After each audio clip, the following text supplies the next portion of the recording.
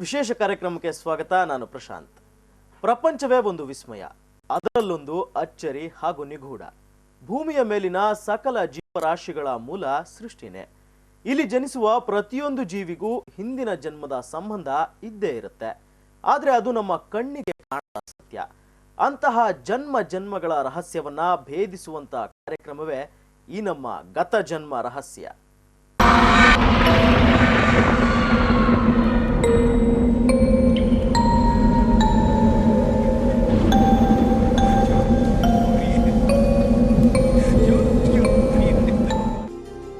ಈತ ಬೆಂಗಳೂರಿನ ಮೂಡಲಪಾಳ್ಯದ ನಿವಾಸಿಯಾದ ಬಸಯ್ಯ ಸ್ವಾಮಿ. ಸುಮಾರು 40 ವರ್ಷ ವಯಸ್ಸಿನವರು. ಕಳೆದ ಕೆಲವು ವರ್ಷಗಳಿಂದ ಬಸಯ್ಯ ಸ್ವಾಮಿ ಚಿತ್ರ ವಿಚಿತ್ರವಾದ ಸಮಸ್ಯೆಗಳಿಂದ ಬಳಲುತ್ತಿದ್ದಾರೆ. ನಮಸ್ತೆ ಸರ್. ನಮಸ್ತೆ. ಏನೇನು ಸಮಸ್ಯೆಗಳಿದೆ? ನಮಗೆ ನಿದ್ದೆ ಬರಲ್ಲ ಮೇಡಮ್. ಜಾಸ್ತಿ ಮಲಗಿದ ತಕ್ಷಣ ನಿದ್ದೆ ಬರುತ್ತೆ. ಆಮೇಲೆ ಏನಾದ್ರು ಎಚ್ಚರ ಆಯಿತು ಅಂದರೆ ನಿದ್ದೆನೇ ಬರಲ್ಲ. ಎಷ್ಟು ವರ್ಷದಿಂದ ಆಗ್ತಾಯಿದೆ ಈಗ? ಇವಾಗ ಒಂದು 2 ವರ್ಷದಿಂದ ಥರ ಆಗ್ತದೆ. 2 ವರ್ಷದಿಂದ ನಿದ್ದೆ ಬರ್ತಾ ಇಲ್ಲ? ಅಥವಾ ಇಡೀ ರಾತ್ರಿ ಬರಲ್ವಾ ಅಥವಾ ಎಚ್ಚರ ಆದಮೇಲೆ ನೆಕ್ಸ್ಟ್ ನಿದ್ದೆ? ಇಲ್ಲ, ಒಂದೊಂದು ಟೈಮು ನೀವು 1 ಅವರ್ 2 ಅವರ್ ನಿದ್ದೆ ಬರಲ್ಲ ಮೇಡಮ್. ಓಕೆ. ಆಮೇಲೆ ಒಂದು ಸ್ವಲ್ಪ ಹೊತ್ತು ಮೇಲೆ ಬರುತ್ತೆ. ಒಂದೊಂದು ಟೈಮ್ ಡೈಲಿ ಹಿಂಗೆ ಆಗುತ್ತೆ. ಒಂದೊಂದು ಟೈಮ್ ನಿದ್ದೆನೇ ಬರಲ್ಲ.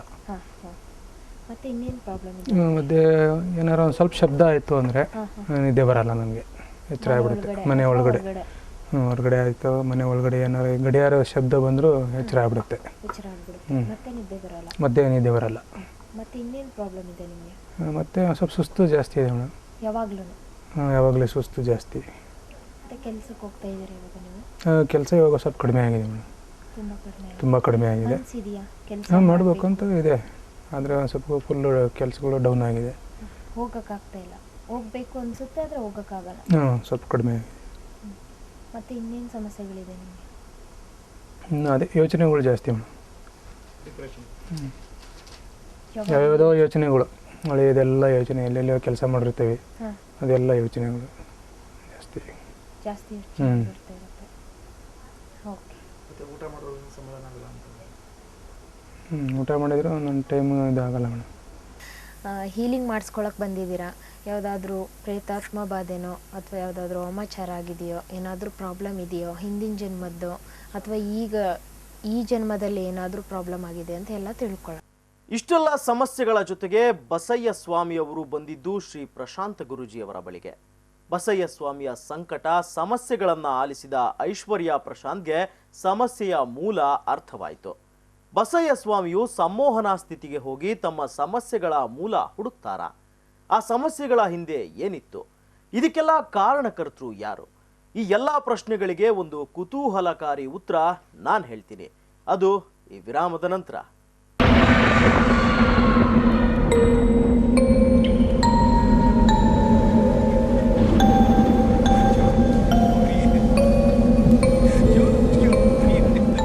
ಪ್ರಶಾಂತ್ ಗುರೂಜಿಯವರು ನಡೆಸಿಕೊಡುವ ಗತಜನ್ಮದ ರಹಸ್ಯ ಕಾರ್ಯಕ್ರಮ ನಿಮ್ಮ ಮೈ ಡ್ರೀಮ್ಸ್ ವಾಹಿನಿಯಲ್ಲಿ ಪ್ರಸಾರವಾಗಲಿದ್ದು, ನಿಮ್ಮ ಎಲ್ಲಾ ದೈಹಿಕ ಮತ್ತು ಮಾನಸಿಕ ಸಮಸ್ಯೆಯನ್ನ ಪೂರ್ವಜನ್ಮ ಚಿಕಿತ್ಸೆಯ ಮೂಲಕ ಪರಿಹಾರ ಕಂಡುಕೊಳ್ಳಬಹುದು.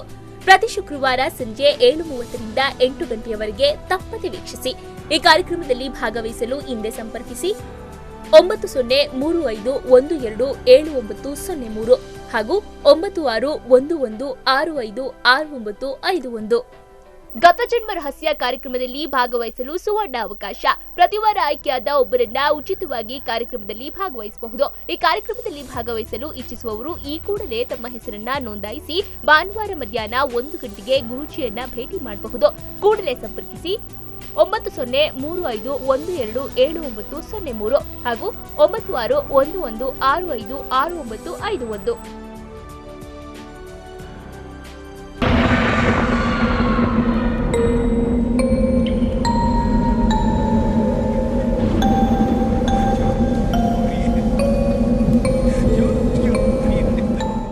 ಬೆಂಗಳೂರಿನ ಬಸಯ್ಯ ಸ್ವಾಮಿಯು ಸಮಸ್ಯೆಗಳನ್ನ ಹೊತ್ತು ಇಲ್ಲಿಗೆ ಬಂದಿರೋದು ನಿಮಗೆ ಗೊತ್ತೇ ಇದೆ. ಈ ಎಲ್ಲ ಸಮಸ್ಯೆಗಳಿಗೆ ಪ್ರಶಾಂತ್ ಗುರೂಜಿ ಯಾವ ರೀತಿ ಪರಿಹಾರ ನೀಡ್ತಾರೆ ನೋಡೋಣ ಬನ್ನಿ.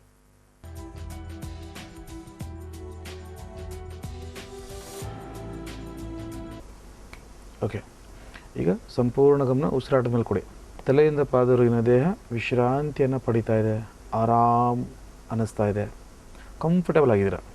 ಅದನ್ನು ನೋಡ್ತಾ ಒಂದೊಂದಾಗಿ ಹೇಳ್ತಾ ಬನ್ನಿ. ಅಲ್ಲಿ ಅಂಥದ್ದೇನು ನಡೆದಿದೆ ಅಥವಾ ಯಾವ ನಿಮ್ಮ ಗುಣ ಆ ಒಂದು ಜನ್ಮದ ಗುಣ ಈ ಜನ್ಮಕ್ಕೂ ಬಂದಿದೆ? ಏನು ಗೊತ್ತಾಗ್ತಿಲ್ಲ, ಸ್ಪಷ್ಟವಾಗಿ ಗೊತ್ತಾಗ್ತಿಲ್ಲ. ಬಸಯ್ಯ ಸ್ವಾಮಿಯು ಸಂಮೋಹನ ಸ್ಥಿತಿಗೆ ಒಳಪಡುವುದಿಲ್ಲ. ಎಲ್ಲರನ್ನೂ ಸಂಮೋಹನ ಸ್ಥಿತಿಗೆ ಕಳುಹಿಸಲು ಸಾಧ್ಯವಿಲ್ಲ. ಹಾಗಾಗಿ ಬಸಯ್ಯ ಸ್ವಾಮಿಯ ಬದಲು ಮತ್ತೊಬ್ಬರಿಗೆ ಸಂಮೋಹನ ಸ್ಥಿತಿಗೆ ಕಳುಹಿಸಲಾಗುತ್ತೆ. ಪ್ರಶಾಂತ್ ಗುರೂಜಿ ಇದಕ್ಕೆ ಆಯ್ಕೆ ಮಾಡಿದ್ದು ಬಸಯ್ಯ ಸ್ವಾಮಿಯವರ ಮಗಳನ್ನು. ಸಂಮೋಹನ ಸ್ಥಿತಿಗೆ ಹೋದ ಅವರ ಮಗಳು ಬಸಯ್ಯ ಸ್ವಾಮಿಯ ಎಲ್ಲ ಸಮಸ್ಯೆಯ ಬಗ್ಗೆ ಹೇಳ್ತಾರೆ. ಸಂಪೂರ್ಣ ಗಮನ ಉಸಿರಾಟದ ಮೇಲೆ. ನಾನು 3ರಿಂದ ಒಂದೊಂದು ಶಬ್ದ ಕೊಟ್ಟಾಗ ನಿನ್ನ ತಂದೆಯ ಕೆಲವು ಸಮಸ್ಯೆಗಳಿಗೆ ಅದೇನು ಕಾರಣ ಆಗಿದೆಯೋ ಆ ಮೂಲ ಕಾರಣವನ್ನು ನಿನ್ನ ಮನಸ್ಸು ಹುಡುಕಿ ಅದನ್ನು ನಿನ್ನ ಕಣ್ಮುಂದೆ ತಂದು ತೋರಿಸುತ್ತೆ. ಅದನ್ನು ಹೇಳ್ತಾ ಬರ್ತೀಯ. 3, 2, 1 ಗೋ.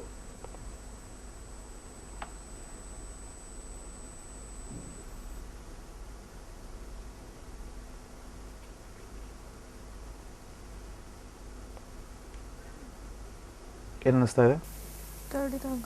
ತಡೆದಂಗೆ ಆಗ್ತಾಯಿದೆ. All right. ಸೊ ನಿನಗೆ ತಡೀತಾ ಇದೆ ಯಾವುದು? ಆ ಒಂದು ಕೆಟ್ಟ ಶಕ್ತಿ, ಪ್ರೇತಾತ್ಮ. ಓಕೆ, ಈಗ ಆರಾಮವಾಗಿ ನೋಡ್ತಾ ಏನಂತ ನೋಡ್ಕೊಂಡು ಹೇಳು.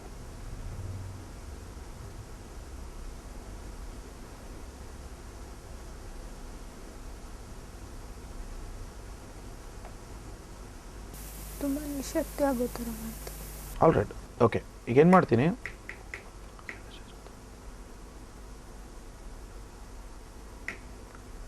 ಓಕೆ, ಈಗ ನಿನ್ನ ಬಾಡಿ, ನಿನ್ನ ಆತ್ಮ ಯಾವುದೇ ಕಾರಣಕ್ಕೂ ಎನರ್ಜಿನ ಲೂಸ್ ಕಳ್ಕೊಳ್ಳಲ್ಲ. ಯಾಕೆಂದರೆ ನಿನ್ನ ಅಣುವಣಿಯಲ್ಲಿ ಎನರ್ಜಿ ಸ್ಟೋರ್ ಮಾಡ್ಕೊಳ್ತಾ ಇದೆ. ನಿನ್ನ ಎನರ್ಜಿನೂ ಅಷ್ಟೇ ಇರುತ್ತೆ. ನಿನ್ನನ್ನು ಯಾರು ತಡೆಯೋಕ್ಕೂ ಆಗಲ್ಲ. ನೀನು ಸೇಫಾಗಿ ಹೋಗ್ಬೋದು. ಈಗ ಈಸಿಯಾಗಿ ಮಾಡ್ಬೋದು. ಎಷ್ಟು ಈಸಿ ಅಂದರೆ ಅದೇನೋ ಆಗ್ತಾಯಿಲ್ಲ ಅನ್ನೋ ಮಟ್ಟಿಗೆ ಈಸಿಯಾಗಿ ಹೋಗಿ ನೋಡ್ಕೋಬೋದು. ಈಗ ನೋಡ್ತಾ ಹೇಳು, ಯಾರ ಬಾಡಿ ಇದೆ ಅದು? ಈಗ ನಿನ್ನ ತಂದೆಯ ದೇಹದಲ್ಲಿದೆಯಾ, ನಿನ್ನ ಬಾಡಿಲಿ ಬಂದಿದೆಯಾ? ನಿಮ್ಮಿಬ್ಬರಲ್ಲಿ ಹೋಗಿ ಬಂದು ಮಾಡ್ತಾ ಇರುತ್ತಲ್ವ ಅದು? ನಿನ್ನ ಬಾಡ್ಲಿ ಇದೆಯಾ? Okay, all right. ಸರಿ, ನಾನೀಗ 3ರಿಂದ 1 ಅಂಥೇಳಿ ಈ ಥರ ಶಬ್ದ ಹಾಕ್ಕೊಳ್ತೀನಿ. ಆಗ ಆ ಒಂದು ಪ್ರೇತಾತ್ಮ ನೇರವಾಗಿ ನಿನ್ನ ಬಾಯಿಂದ ನನಗೆ ಎಸ್ ಅಂತ ಹೇಳುತ್ತೆ.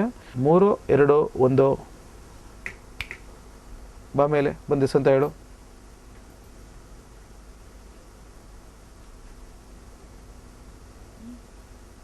ಓಕೆ, ಯಾಕೆ ತಡೀತಾ ಇದೆಯಲ್ಲ ಬರೋಕ್ಕೆ?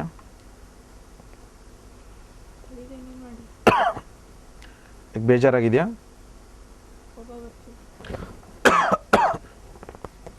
ಯಾಕೆ ಕೋಪ ಬರ್ತಾ ಇದೆ? ಇಲ್ಲ, ನಿನ್ನ ಕೆಲಸಕ್ಕೆ ನಾನು ಅಡ್ಡಿ ಏನು ಉಂಟು ಮಾಡ್ತಾ ಇಲ್ಲ. ಓಕೆ, ಏನು ನಿನ್ನ ಕೆಲಸ ಹೇಳು? ಓಕೆ, ಸೊ ಪ್ರೀತಿ ಯಾರು? ಯಾವ ಪ್ರೀತಿ ಬಗ್ಗೆ ಮಾತಾಡ್ತಾ ಇದೆಯಾ?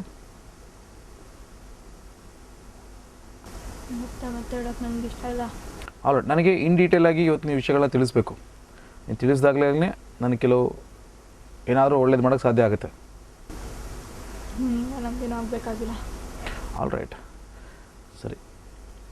ಓಕೆ, ನನಗೇನು ಆಗಬೇಕಾಗಿಲ್ಲ. ಆದರೂ ವಿಷಯ ಗೊತ್ತಾದರೆ ನಿನಗಾಗಲಿ ಅಥವಾ ಕಲ್ಪನೆಗಾಗಲಿ ಅಥವಾ ಅವ್ರ ತಂದೆಗಾಗಲಿ ಏನಾದ್ರು ತೊಂದರೆ ಆಗ್ತಿದ್ರೆ ನಾನು ಸರಿ ಮಾಡೋಕ್ಕೆ ಪ್ರಯತ್ನ ಮಾಡ್ತಾಯಿದ್ದೀನಿ.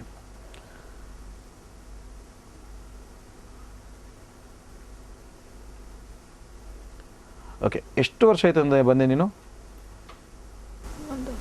1 ವರ್ಷ. ನೀನು ಈ ಜನ್ಮದ ಕಾರಣಗಳಿಂದ ಇದೆ ಸೇರ್ಕೊಂಡಿದೆಯೋ, ಹಿಂದಿನ ಜನ್ಮದ ಕಾರಣಗಳಿಂದ ಸೇರ್ಕೊಂಡಿದೆಯೋ, ಶಾಪದಿಂದಲೋ ಮಾಟ ಮಾತಲ್ಲಿ ಸೇರ್ಕೊಂಡ್ಯೋ ಅಥವಾ ಸುಮ್ಮನೆ ಹಾಗೆ ಸೇರ್ಕೊಂಡ್ಯೋ? All right. ಯಾಕೆ ಬೇಕು ಅನ್ನಿಸ್ತು? ನಿನಗೆ ವೈಯಕ್ತಿಕವಾದ ದ್ವೇಷ ಐತಾ ಅಥವಾ ಯಾರಾದ್ರೂ ಕಳಿಸಿರೋದ ದ್ವೇಷ?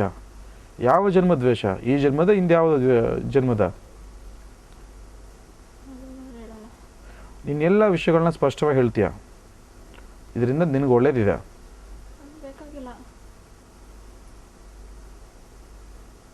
ಓಕೆ, ಸರಿ. ನೀನು ಹೇಳಿದ್ರೆ ನಿನಗೇನು ಕೆಲಸ ಇದೆ ಅದನ್ನಾರು ಅನುಕೂಲ ಮಾಡ್ಕೊಡ್ತೀನಿ ಬೇಕಾದ್ರೆ. ಓಕೆ ಓಕೆ, ನೀನು ಸಮಾಧಾನವಾಗಿದೆ ಇದರಿಂದ? ಖುಷಿ ಆಗ್ತಿದೆಯಾ? ಇನ್ನು ಸ್ವಲ್ಪ ದಿನದಲ್ಲಿ ಪೂರ್ತಿ ಖುಷಿ ಆಗುತ್ತೆ. ಓಕೆ.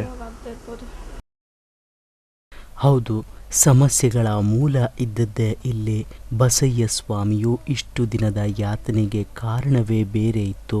ಉದ್ದೇಶಪೂರ್ವಕವಾಗಿಯೇ ಸೇಡಿನಿಂದ ಸೇರಿಕೊಂಡ ಈ ಪ್ರೇತಾತ್ಮವು ಬಸಯ್ಯ ಸ್ವಾಮಿಯ ಬದುಕಿನ ದಿಕ್ಕನ್ನೇ ಬದಲಾಯಿಸಿತು. ಓಕೆ, ನೀನು ನನಗೆ ಹೇಳಿದ್ರೆ ನಾನು ನಿನಗೆ ಇನ್ನೂ ಸಹಾಯ ಮಾಡ್ಬೋದು. ಬೇಕಾಗಿಲ್ಲ, ನನ್ನ ಕೆಲಸಕ್ಕೆ ಯಾರು ಬೇಕಾಗಿಲ್ಲ, ಏನು ಮಾಡಬೇಕು ಅಂತ. ಓಕೆ, ಇರಲಿ ಪರವಾಗಿಲ್ಲ, ಹೇಳಿ. ನೀನು ಕೆಲಸಗಳನ್ನ ನೀನು ಮಾಡು, ಬೇಡ ಅಂದಿಲ್ಲ. ನನಗೆ ತಿಳಿಸು, ಏನಾಗಲ್ಲ. ನೀನೇನು ಮಾಡಿ ಗೊತ್ತಾ, ನೀನು ಏನೇ ಸಮಸ್ಯೆ ಇರೋ ಏನೇ ದ್ವೇಷ ಇರೋ ಹಂಚಿಕೋ. ನಾನು ಮಾತಾಡ್ತೀನಿ ನಿನ್ನ ಜೊತೆ, ಏನಾಗಿದೆ ಅಂತ ತಿಳ್ಕೊತೀನಿ. ಏನಾದ್ರು ಒಂದು ಪರಿಹಾರ ಮಾಡೋಕ್ಕೆ ಸಾಧ್ಯ ಪರಿಹಾರ ಮಾಡ್ತೀನಿ. ಬೇಕಾಗಿಲ್ಲ. ಓಕೆ, ಸೊ ಮೇನ್ ನೀನು ಯಾರಿಗೆ ಟಾರ್ಗೆಟ್ ಮಾಡಿರೋದು? ಕಲ್ಪನಾಗ ಅಥವಾ ಅವ್ರ ತಂದೆ ಆದಂಥ ಬಸಯ್ಯ ಸ್ವಾಮಿ ಅವ್ರಿಗೆ? ಅವ್ರ ತಂದೆಗೆ. ಮತ್ತು ಕಲ್ಪನಾ ದೇಹದಲ್ಲಿದ್ದೀರಾ ನೀನು, ಯಾಕೆ? ನನಗೆ ಇದು ಬೇಕು, ಈ ಆತ್ಮ ಬೇಕು. ಓಕೆ, ಮತ್ತು ಅವ್ರ ತಂದೆಗೆ ತೊಂದರೆ ಯಾವ ಥರ ಕೊಡ್ತಾ ಇದೆ ಇಲ್ಲಿ ಇದ್ಕೊಂಡು ನೀನು?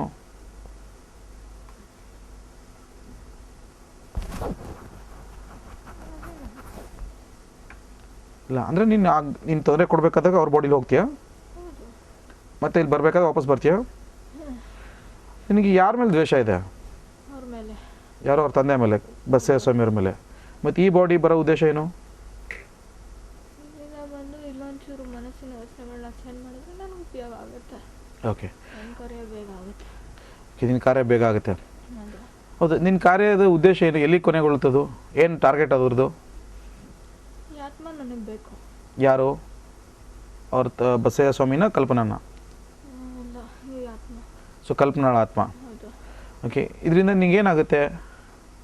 ನನಗೆ ಖುಷಿ ಸಿಗುತ್ತೆ, ನಾನು ನೆಮ್ಮದಿ ಆಗಿರ್ಬೋದು. ಓಕೆ, ಯಾಕೆ ಈ ಆತ್ಮನೆ ಅಂತ ಕೇಳ್ತಾ ಇದ್ದೀವಿ? ಏನು ಬಲವಾದ ಕಾರಣ ಇದೆ? ನನ್ನ ಪ್ರೀತಿ ಇದು, ಅದಕ್ಕೆ ನನಗೆ ಬೇಕು. ಯಾವ ಜನ್ಮದ್ದು? 2 ಜನ್ಮದ ಹಿಂದಿಂದ. 2 ಜನ್ಮದ ಹಿಂದಿಂದೆ. ಹೌದು. ಸೊ ಅಲ್ಲಿವರೆಗೂ ನೀನು ಏನು ಮಾಡ್ತೀವಿ? ಇಷ್ಟು ದಿವಸ ನೀನು ವೇಟ್ ಮಾಡ್ತಾ ಇದೆಯಾ, ಅಲ್ದಾಡ್ತಾ ಇದೆಯಾ ಆತ್ಮವಾಗಿ? ಬೇಗ ಸಿಗಲಿಲ್ಲ, ನನಗೆ ಕಂಡಿಡಿಯೋಕ್ಕಾಗಲಿಲ್ಲ. ಕಂಡಿಡಿಯೋಕ್ಕಾಗಲಿಲ್ಲ. ಅದಾದ್ಮೇಲೆ ಸ್ವಲ್ಪ ದಿನ ತುಂಬ ಕಷ್ಟ ಆಗೋಯ್ತು. ಹಾಂ ಮನೆ ಒಳಗಡೆ ಸೇರೋಕ್ಕೂ ಆಗಲಿಲ್ಲ. ಹಾಂ. ಇನ್ನೂ ಸ್ವಲ್ಪ ಕಷ್ಟ ಆಗ್ತಾ ಬಂತು. ಓಕೆ. ಎಲ್ಲ ಕಷ್ಟಪಟ್ಟು ಹಾಂ. ಇವಾಗ ಇಟ್ಟಿದ್ದೀನಿ. ಓಕೆ, ಪರವಾಗಿಲ್ಲ, ಅಂತೂ ಕಂಡಿಡಿದ್ಯಾ ನೀನು? ಹೇಳ್ತೀನಿ. ಕಂಡಿಡಿದ್ಯಾ? ಸರಿ. ಈ ಜನ್ಮದ ಬಸಯ್ಯ ಸ್ವಾಮಿಯವರು ಹಾಗೂ ಅವರ ಮಗಳು ಹಿಂದಿನ ಜನ್ಮದಲ್ಲಿ ಒಂದೇ ಊರಿನವರಾಗಿದ್ದರು. ಈ ಪ್ರೇತಾತ್ಮವು ತನ್ನ ಹೆಸರು ಸಂತೋಷ ಹಾಗೂ ಪ್ರೀತಿಸುತ್ತಿದ್ದ ಹುಡುಗಿಯ ಹೆಸರು ಪುಷ್ಪ ಅಂತ ತಿಳಿಸಿತು.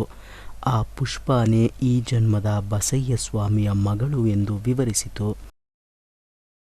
ಈಗ ಸರಿ, ಈಗ ನಿನಗೆ ಕಲ್ಪನಾ ಬೇಕು ಅಂದರೆ ಅವಳು ದೇಹ ಸ್ಥಿತಿಯಲ್ಲಿದ್ದಾಳೆ, ನೀನು ಆತ್ಮ ಸ್ಥಿತಿಯಲ್ಲಿದೆಯಾ? ಏನು ಮಾಡ್ತೀಯಾ? ಅದಕ್ಕೆ ಅಲ್ವಾ ಇಲ್ಲಿವರೆಗೂ ಬಂದಿರೋದು. ಅವ್ರ ತಂದೆಗೆ ಹಿಂಸೆ ಕೊಡ್ತಾ ಇರೋದು. ತಂದೆಗೆ ಓಕೆ, ನಿಂಗೆ ಕಲ್ಪನಾ ಬೇಕು, ತಂದೆಗೆ ಹಿಂಸೆ ಕೊಡೋಂತ ಏನಿದೆ ಕಾರಣ? ಹಿಂಸೆ ಕೊಟ್ಟರೆ ಕೋಪ ಬರುತ್ತೆ, ಕೋಪ ಕೊಡ್ತೀನಿ. ಹಾಂ. ಚಿಕ್ಕ ಕಾರಣಕ್ಕೂ ಜಗಳ ಆಗುತ್ತೆ. ಹಾಂ. ಅವಳೇನಾರು ಮಾಡ್ಕೋತಾಳೆ, ಇಲ್ಲ ಅವ್ರೇನಾರು ಮಾಡ್ತಾರೆ, ಕೊಲ್ತಾರೆ, ಅಥವಾ ಅವಳೇ ಕೊಲ್ಕೋತಾಳೆ. ಅಲ್ಲ, ನೀನು ಆತ್ಮ, ಪ್ರೇತಾತ್ಮ ಕಣ್ಣಿಗೆ ಕಾಣಿಸೋದಿಲ್ಲ, ಸುಲಭವಾಗಿ ಅನುಭವಕ್ಕೂ ಬರೋದಿಲ್ಲ. ಒಬ್ಬ ವ್ಯಕ್ತಿ ತುಂಬಾನೇ ಅಸಹಜ ತೊಂದರೆಗಳಿಂದ ಬಳಲ್ತಿದ್ರೆ ಆತನಿಗೆ ಪ್ರೇತ ಬಾಧೆ ಇದೆ ಅಂತ ಅಂದಾಜಿಸಬಹುದು. ಈ ಪ್ರೇತಾತ್ಮವು ಬಸಯ್ಯ ಸ್ವಾಮಿಯನ್ನ ಯಾಕೆ ಗುರಿಯಾಗಿಸಿಕೊಂಡು ತೊಂದರೆಗಳನ್ನ ಕೊಡ್ತಾ ಇದೆ? ಇನ್ನಷ್ಟು ಕುತೂಹಲಕಾರಿ ಸಂಗತಿಗಳನ್ನ ನೋಡೋಣ ಈ ಬ್ರೇಕ್ನ ನಂತರ.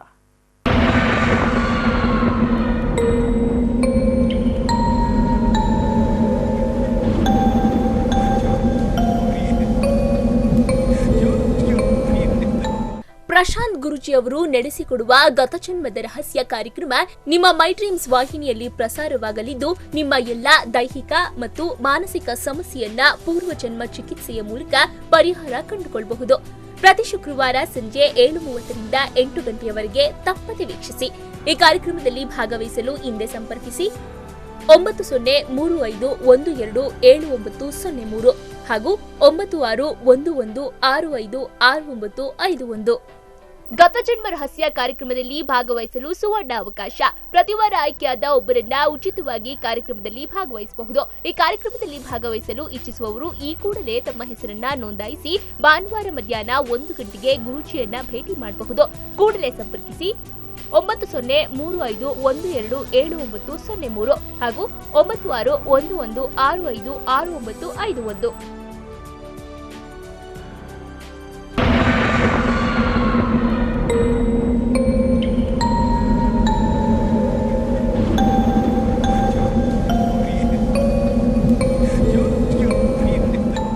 ಯಾವುದೇ ಆತ್ಮ ಇನ್ಯಾರದೋ ದೇಹ ಸೇರ್ಕೊಂಡು ಮಾಡುವಂತಹ ಅನಾಹುತಗಳು ನಿಜಕ್ಕೂ ಭಯಂಕರ. ಅತೃಪ್ತ ಆತ್ಮಗಳು ತಾವು ಬದುಕಿದ್ದಾಗ ಅನುಭವಿಸುವ ಯಾತನೆಗಳನ್ನು ಇನ್ಯಾರದೋ ದೇಹವನ್ನು ಸೇರಿಕೊಂಡು ಅವರೂ ಸಹ ಅದೇ ಯಾತನೆಯನ್ನು ಅನುಭವಿಸುವಂತೆ ಮಾಡ್ತವೆ. ಬಸಯ್ಯ ಸ್ವಾಮಿಯ ದೇಹದಲ್ಲಿ ಸೇರಿಕೊಂಡ ಆತ್ಮವು ಮಾಡಿತು ಅದನ್ನೇ. ಓಕೆ, ಆದರೆ ಅವ್ರನ್ನೇ ಯಾಕೆ ಆಯ್ಕೆ ಮಾಡ್ಕೋಬೇಕು? ಇವಳು ಸಾಯಿಸ್ಬೇಕಾದ್ರೆ ನೂರಾರು ಆದಿಗಳಿತ್ತಲ್ಲ, ನಿನ್ನ ಯಾಕೆ ಅವ್ರ ತಂದೆ ಮೇಲೆ ಸೇಡ್ ತೀರಿಸ್ಕೊಳ್ತಾ ಈ ಥರ ಮಾಡ್ತಾರೆ? ಸಂಧೆಗೆ ತಕ್ಕಂಥ ಏನಾದ್ರು ಕಾರಣಗಳಿದೆಯಾ, ಸಂದರ್ಭ ಇದೆಯಾ? ನಾನು ನನ್ನ ಪ್ರೀತಿ ಕೋರಲ್ವ ಅದಕ್ಕೆ. ಅವ್ರು ಏನಾಗಿ ಹುಟ್ಟಿದ್ರು ಆ ಒಂದು ಜನ್ಮದಲ್ಲಿ, 2 ಜನ್ಮಗಳ ಹಿಂದಿನ ಆ ಒಂದು ಜನ್ಮ? ನಿಮ್ಮ 300. ಅವ್ರು ಯಾವ ರೀತಿ ಕಾರಣರಾದರು? ಏನಂತ? ನನ್ನ ಪ್ರೀತಿ ನಂಗೆ ಉಳಿಸ್ಕೊಡಿ, ಹಾಂ, ಅವ್ರ ಮನೆಯವ್ರ ಹತ್ರ ಮಾತಾಡಿ ನಾನು ಹೇಳಿದ್ರೆ ಕೇಳ್ತಾ ಇಲ್ಲ ಅಂತ. ಹಾಂ, ಆದ್ರೆ ಅವರು ನನ್ನ ಪ್ರೀತಿಗೆ ಬಿಟ್ಟಾಕ್ಬಿಟ್ರು. ಅಂದ್ರೆ ಏನಂತ ಹೇಳಿದ್ರು ನಿಂಗೆ? ಆ ಥರ ಮಾಡೋಕ್ಕಾಗಲ್ಲ ಅಂತ ಹೇಳಿದ್ರ? ಇಲ್ಲ, ನನ್ನ ಮುಂದೆ ಮಾಡ್ಕೊಡ್ತೀನಿ ಅಂತ ಹೇಳಿದ್ರು. ಹಾಂ, ಅವ್ರ ಮುಂದೆ ಇದು ಮಾಡಿದ್ರು, ಬೆನಚೂರಿ ಯಾಕೆ ಆಫೀಸ್ ಮಾಡಿದ್ರು. ಅವ್ರ ಮುಂದೆ ಏನಂತ ಹೇಳಿದ್ರು? ಹೋಗಿ ಅವ್ರ ಮುಂದೆ ಇಂಥವ್ನಿಗೆ ಯಾಕೆ ಕೊಡ್ತೀರಾ, ಬೇಡ ಬೇರೆಯವನ್ನ ಕೊಡಿ, ಒಳ್ಳೆ ಹುಡ್ಕೊಂಡು ಕೊಡಿ. ನಿನಗೆ ಹೆಂಗೆ ಗೊತ್ತಾಯ್ತಿದೆ ಆ ಥರ ಅವ್ರು ಮಾಡಿದಾರೆ ಅಂತ? ಯಾರಾದ್ರೂ ಹೇಳಿದ್ರ? ಹಾಂ, ಹೌದಾ? ನನ್ನ ಪ್ರೀತಿ ಹೇಳ್ತು ನನಗೆ. ಓಕೆ, ಅಂದರೆ ಆ ಜನ್ಮದಲ್ಲಿ ಏನಾಗಿ ಹುಟ್ಟಿದ್ಲು ಇವಳು? ಏನು ಹೆಸರು ಆಗಿ ಇವಳ್ದು? ಪುಷ್ಪ. ನಿನ್ನ ಹೆಸರೇನು? ಸಂತೋಷ್. ಓಕೆ, ಸಂತೋಷ್ ಪುಷ್ಪ. ಓಕೆ, ಈಗ ಈ ಪ್ರೇತಾತ್ಮವು ಹಿಂದಿನ ಜನ್ಮದ ಬಸಯ್ಯ ಸ್ವಾಮಿಯನ್ನ ಮದುವೆಯ ವಿಷಯದ ಕುರಿತು ತನ್ನ ಪ್ರಿಯತಮೆಯ ತಂದೆ ತಾಯಿಯ ಜೊತೆ ಮಾತನಾಡಲು ಕೋರಿಕೊಂಡಿತ್ತು.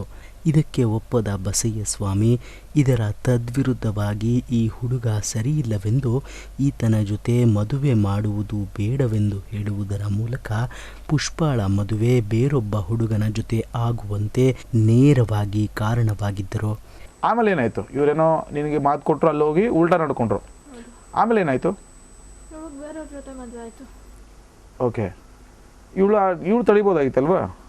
ತಡೆದ್ಲು. ಹಾಂ, ಆಗಲಿಲ್ಲ. ಹಣೆ ಪ್ರಮಾಣ ಮಾಡಿಸ್ಕೊಂಡ್ರು. ಹಾಂ, ನಾವು ಮನೆ ಮುಂದೆ ಎಲ್ಲ ಸತ್ತೋಗ್ತೀವಿ ಅಂತ ಹೇಳಿದ್ರು. ನೀನೇನು ಮಾಡ್ತಿದ್ದೆ ಈಗ?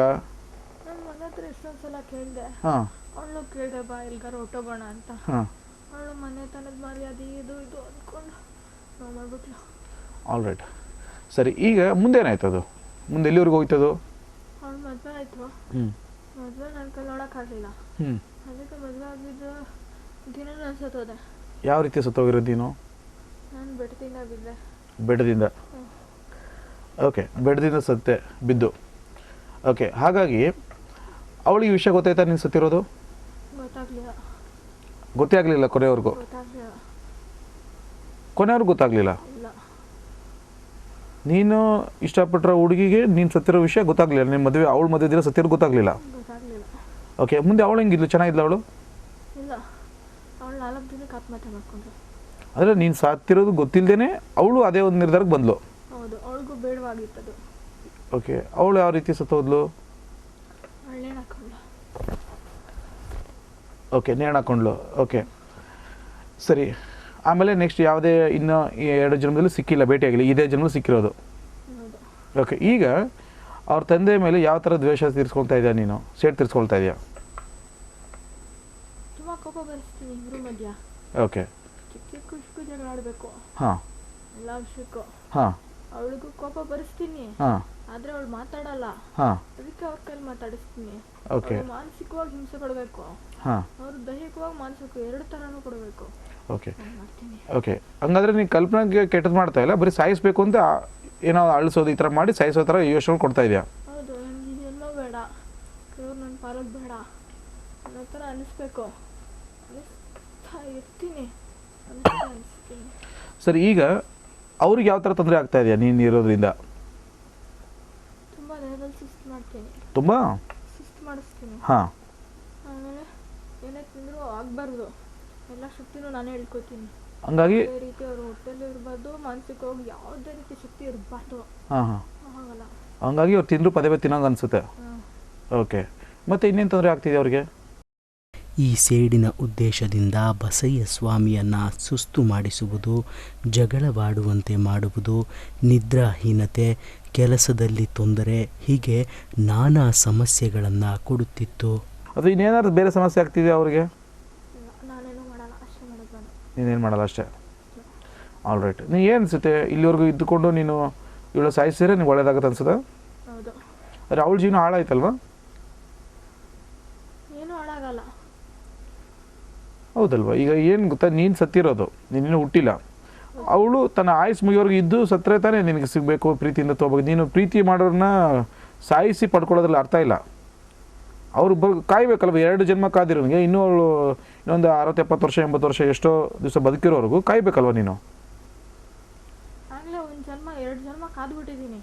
ಬೇರೆಯವ್ರ ಸೊತ್ತಾಗಿ ಬದುಕಿರೋದನ್ನ ಈ ಜನ್ಮದಲ್ಲಿ ನಾನು ನೋಡಲ್ಲ. ಅದನ್ನು ನನಗೋಸ್ಕರನೇ ಬದುಕಬೇಕು, ನನ್ನ ಜೊತೆನೇ ಬದುಕಬೇಕು.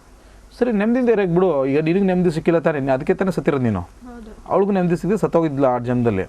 ಈ ಜನ್ಮದಲ್ಲಿ ನೆಮ್ಮದಿಯಿಂದ ಇರೋಕೆ ಬಿಡು ಅವಳಿಗೆ, ನೆಮ್ಮದಿಯಿಂದ ಇರಲಿ. ಆಮೇಲೆ ಸತ್ತಾದ್ಮೇಲೆ ಇನ್ನೊಂದ್ಸಲ ನೀವು ಎಲ್ಲರೂ ಒಂದೇ ಕಡೆ ಹುಟ್ಟಿ ಇನ್ನೊಂದು ಏನಾದ್ರು ಪರಿಚಯ ಆಗಿ ಮದುವೆ ಆಗಿದ್ರೆ ಆಗಲಿ, ಅದು ಹಾಗೆ ಆಗುತ್ತೆ. ಅಲ್ಲ, ನಿಮ್ಮ ಕರ್ಮಗಳು ಹೆಂಗಿರುತ್ತೋ ಹಂಗಾಗುತ್ತೆ. ಅದು ಕರ್ಮ ಆಗಿರುವಂತ ಕಾಯ್ಕೊಂಡು ಕುತ್ಕೊಳಕ್ ನಂಗೆ ಆಗಲ್ಲ. ಈಗ ಸತ್ಮೇಲೆ ಕರ್ಮ ಸಪೋರ್ಟ್ ಮಾಡಿದ್ರೆ ಆಗಲ್ಲ. ಆದರೆ ನಾನೇನು ಹೇಳ್ತೀನಿ ಗೊತ್ತಾ, ಪ್ರೀತಿ ಮಾಡಿದ್ದು ನಿಮ್ಮ ನಿಜವಾನೇ ಆಗಿದ್ರೆ ಕರ್ಮ ಇದ್ದೇ ಇರುತ್ತೆ. ಹೌದಾ?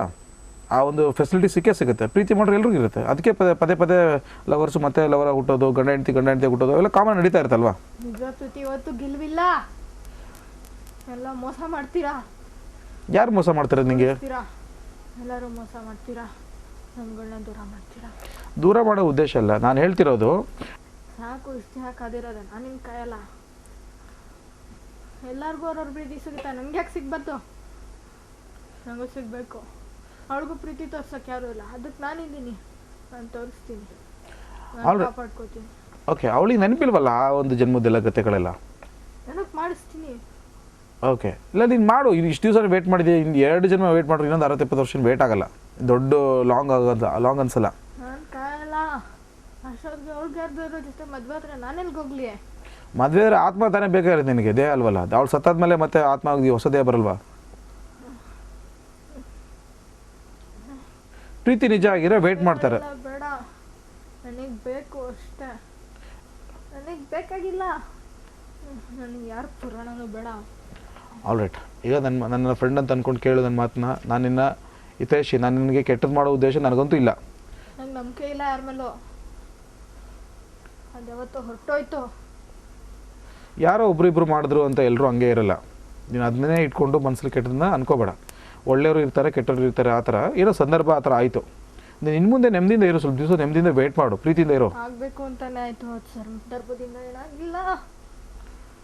ಈ ಥರ ಮಾಡಿದ್ರೆ ನಿಂಗೆ ನೆಮ್ಮದಿ ಇರಲ್ಲ. ಏನು ಗೊತ್ತಾ, ಪ್ರೀತಿಯಿಂದ ಪಡ್ಕೋಬೇಕು. ಅದಕ್ಕೆ ಕಾಯ್ತಾ ಇರೋದು ಬರಲಿ ಅಂತ. ಓಕೆ, ಇನ್ನೂ ಈಗ ಕಾಯ್ತಾನೆ ಇರ್ಬೋದಲ್ಲ ನೀನು. ಹೆಂಗಾದ್ರೆ ಇನ್ನೂ ಅವಳು ಸಾಯೋವರೆಗೂ ಕಾಯ್ತಾ ಇರಬೇಕಾಗುತ್ತೆ. ನಾನು ಕಾಯಲ್ಲ, ಮನಸ್ಪೂರ್ವಕನೇ ಮಾಡೇ ಮಾಡ್ತೀನಿ. ನಾನು ಕರ್ಕೊಂಡು ಹೋಗ್ತೀನಿ. ಓಕೆ, ಆ ಥರ ಮಾಡೋದು ದಯವಿಟ್ಟು ವೇಟ್ ಮಾಡು. ನೀನು ಮಾಡ್ತಾರೆ ನಿರ್ಧಾರ ನಿನಗೂ ಒಳ್ಳೇದಲ್ಲ, ಅವಳಿಗೂ ಒಳ್ಳೇದಲ್ಲ. ಗೊತ್ತು ಇನ್ನೊಂದೇನಾಗುತ್ತೆ ಅಂದರೆ, ನೀನು ಈ ಥರ ಎಲ್ಲ ಮಾಡಿದ್ರೆ ನಾಳೆ ಕರ್ಮ ಪ್ರಕಾರ ಅಥವಾ ನೀನು ತಪ್ಪು ಮಾಡಿರೋದಕ್ಕೆ ನೀನು ದೂರ ಮಾಡಿಬಿಟ್ರೆ ಮುಂದೆ ದೂರ ಮಾಡಲ್ಲ. ನನ್ನ ಪ್ರೀತಿ ನೀನು ಯಾರು ಇದನ್ನ ಎಲ್ಲ ಡಿಸೈಡ್ ಮಾಡೋ ಮೇಲೆ ಇದ್ದಾರಲ್ವ? ಏನೋ ಬದಲು ಮಾಡಿದ್ರು ಪ್ರೀತಿ ದೂರ ಮಾಡೋಕ್ಕಾಗಲ್ಲ, ಚೇಂಜ್ ಮಾಡೋಕ್ಕೂ ಆಗಲ್ಲ. ಇದು ಒಂದೇ ಜನ್ಮನ ಬೇಕಾಗಿರೋದು ನಿಮಗೆ? ಪ್ರತಿ ಜನ್ಮನ ಬೇಕಾ, ಇದೊಂದೇ ಜನ್ಮ ಬೇಕಾ? ಯಾವಾಗಾದ್ರೂ ಸರಿ, ಒಟ್ಟಿನಲ್ಲಿ ನನಗೆ ಬೇಕು ಅಷ್ಟೇ. 5 ನಿಮಿಷನಾದ್ರೂ ಸರಿ, ನನ್ನ ಪ್ರೀತಿ ನನ್ನ ಜೊತೆ ಇರಬೇಕು, ಇರುತ್ತೆ. ಸರಿ, ಇನ್ನು 5 ನಿಮಿಷ ಅಂತ ಇಷ್ಟು ವರ್ಷ ಇದೆಯಲ್ಲ ಅವ್ರ ಜೊತೆ, 1 ವರ್ಷದಿಂದ ಇದೆಯಲ್ಲ. ನಾನು ಮೊದಲಿನ ಥರ ಇರೋಕ್ಕಾಗ್ತಾ ಇಲ್ಲ, ಎಲ್ಲರ ಥರ ನಂಗೆ ಬದುಕೋಕ್ಕಾಗ್ತಾ ಇಲ್ಲ. ಅವ್ರು ನಾನು ಅದಕ್ಕೆ ಹೇಳ್ತಿದ್ದೆ, ನನ್ನ ಮಾತನ್ನ ಕೇಳು. ಒಬ್ಬದ್ರಿಚಿಂತನ ಥರ ಇರ್ತಾ ಇದ್ದೀನಿ, ನನ್ನೋನು ಅಂತ ಅನ್ನಿಸ್ತಾ ಇಲ್ಲ, ಅನ್ನಿಸ್ಬೇಕು. ಸರಿ, ನಾನು ಅದನ್ನೇ ವ್ಯವಸ್ಥೆ ಮಾಡ್ತೀನಿ. ನಿಜವಾದ ಪ್ರೀತಿ ಇದ್ರೆ 100 ಜನ ಸಹಾಯ ಮಾಡ್ತಾರೆ. ನಿಜವಾದ ಪ್ರೀತಿ ಇದ್ರೆ ಇಲ್ಲ, ಯಾರು ಸಹಾಯ ಮಾಡಲ್ಲ, ಎಲ್ಲರೂ ಕೊಂದಾಕ್ತೀರಾ. ಜನ ಹೇಳ್ತಿಲ್ಲ ನಾನು ಮೋಸ, ಎಲ್ಲರೂ ಮೋಸ ಮಾಡ್ತೀರಾ. ನನಗೆ ಯಾರು ಬೇಡ. ನಿನಗೆ ಕೋಪ ಬಂದಿರೋದು ಕಾರಣ ಇದೆ, ರೋಷ ಬಂದಿರೋ ಕಾರಣ ಇದೆ, ಪ್ರತಿಯೊಂದಕ್ಕೂ ಕಾರಣ ಇದೆ, ಇಲ್ಲ ಅಂತ ಹೇಳ್ತಿಲ್ಲ. ನೀವು ಒಳ್ಳೇದಾಗುತ್ತೆ, ನಿನ್ನ ಪ್ರೀತಿ ಚೆನ್ನಾಗಿರಬೇಕು, ಪ್ರತಿ ಜನದಲ್ಲೂ ಸಿಗಬೇಕು ಅನ್ನೋದಾದ್ರೆ ನನ್ನ ಮಾತನ್ನ ಕೇಳು. ಅಥವಾ ಸುಮ್ಮನೆ ನಂಗೆ 5 ನಿಮಿಷ ಸಾಕು, ಅಷ್ಟೇ ಸಾಕು ಅಂದ್ರೆ ಇರು. ಆದರೆ ನಿಂಗೆ ಅದು ಒಳ್ಳೇದಲ್ಲ. ಈಗ ನೀನೇನು ಡಿಸೈಡ್ ಮಾಡಿದ್ಯಾ ಅಂತಿಮವಾಗಿ? ನನ್ನ ಕೆಲಸ ನಾನು ಮುಗಿಸ್ಕೊಂಡು ಹೋಗ್ತೀನಿ. ನನಗೂ ಏನೂ ಸಂಬಂಧ ಬೇಕಾಗಿಲ್ಲ. ನನ್ನ ಪ್ರೀತಿ ಬೇಕು ಅಷ್ಟೇ, ಇನ್ಯಾರೂ ಬೇಕಾಗಿಲ್ಲ. ಇನ್ನು ಕೋಪ ತಾಪ ಅವ್ರ ತಂದೆಗೆ ಏನೇನು ಕಷ್ಟ ಕೊಡ್ತಾ ಅದನ್ನೆಲ್ಲ ಹೀರ್ಕೊಳ್ತಾ ಇದೆ. ಪ್ರಶಾಂತ್ ಗುರೂಜಿ ಈ ಪ್ರೇತಾತ್ಮವನ್ನ ದೇಹದಿಂದ ಹೊರಗೆ ಹೋಗುವ ಹಾಗೆ ಮನವೊಲಿಸುವಲ್ಲಿ ಯಶಸ್ವಿಯಾದರು ಹಾಗೂ ಬಸಯ್ಯ ಸ್ವಾಮಿಯನ್ನ ಸಮಸ್ಯೆಗೆ ಗುರಿಯಾಗಿಸಿದ್ದ ಈ ಪ್ರೇತಾತ್ಮವನ್ನ ಬಿಡುಗಡೆ ಮಾಡುವ ಮೂಲಕ ಎಲ್ಲ ಸಮಸ್ಯೆಗಳನ್ನ ಪರಿಹಾರ ಮಾಡಿದರು.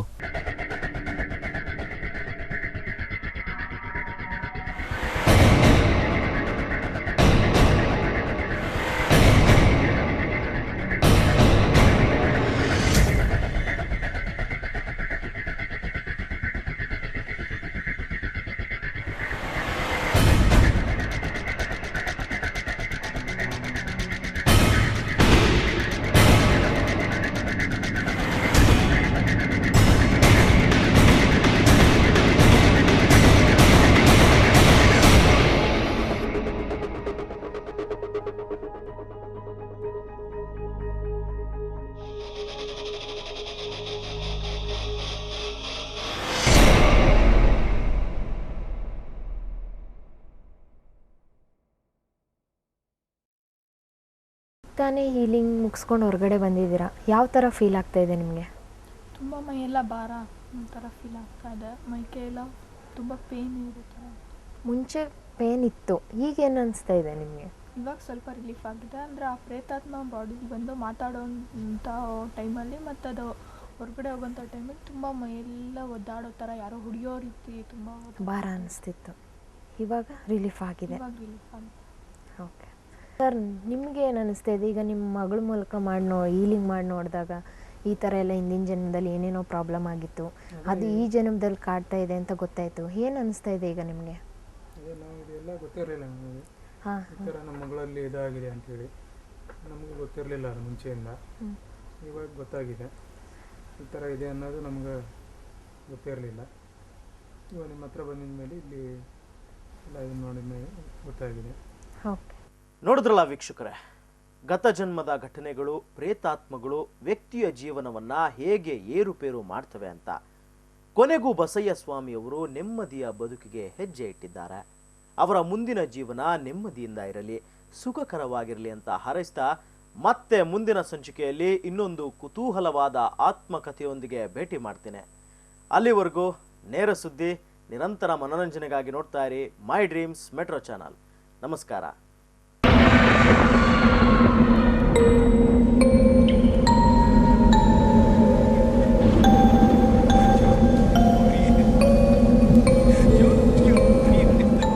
ಪ್ರಶಾಂತ್ ಗುರೂಜಿ ಅವರು ನಡೆಸಿಕೊಡುವ ಗತಜನ್ಮದ ರಹಸ್ಯ ಕಾರ್ಯಕ್ರಮ ನಿಮ್ಮ ಮೈ ಡ್ರೀಮ್ಸ್ ವಾಹಿನಿಯಲ್ಲಿ ಪ್ರಸಾರವಾಗಲಿದ್ದು, ನಿಮ್ಮ ಎಲ್ಲಾ ದೈಹಿಕ ಮತ್ತು ಮಾನಸಿಕ ಸಮಸ್ಯೆಯನ್ನ ಪೂರ್ವಜನ್ಮ ಚಿಕಿತ್ಸೆಯ ಮೂಲಕ ಪರಿಹಾರ ಕಂಡುಕೊಳ್ಳಬಹುದು.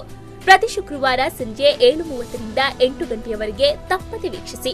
ಈ ಕಾರ್ಯಕ್ರಮದಲ್ಲಿ ಭಾಗವಹಿಸಲು ಹಿಂದೆ ಸಂಪರ್ಕಿಸಿ 9035127973 ಹಾಗೂ 9611656951. ಗತಜನ್ಮ ರಹಸ್ಯ ಕಾರ್ಯಕ್ರಮದಲ್ಲಿ ಭಾಗವಹಿಸಲು ಸುವರ್ಣ ಅವಕಾಶ. ಪ್ರತಿವಾರ ಆಯ್ಕೆಯಾದ ಒಬ್ಬರನ್ನ ಉಚಿತವಾಗಿ ಕಾರ್ಯಕ್ರಮದಲ್ಲಿ ಭಾಗವಹಿಸಬಹುದು. ಈ ಕಾರ್ಯಕ್ರಮದಲ್ಲಿ ಭಾಗವಹಿಸಲು ಇಚ್ಛಿಸುವವರು ಈ ಕೂಡಲೇ ತಮ್ಮ ಹೆಸರನ್ನ ನೋಂದಾಯಿಸಿ ಭಾನುವಾರ ಮಧ್ಯಾಹ್ನ 1 ಗಂಟೆಗೆ ಗುರೂಜಿಯನ್ನ ಭೇಟಿ ಮಾಡಬಹುದು. ಕೂಡಲೇ ಸಂಪರ್ಕಿಸಿ 9035127973 ಹಾಗೂ 9611656951.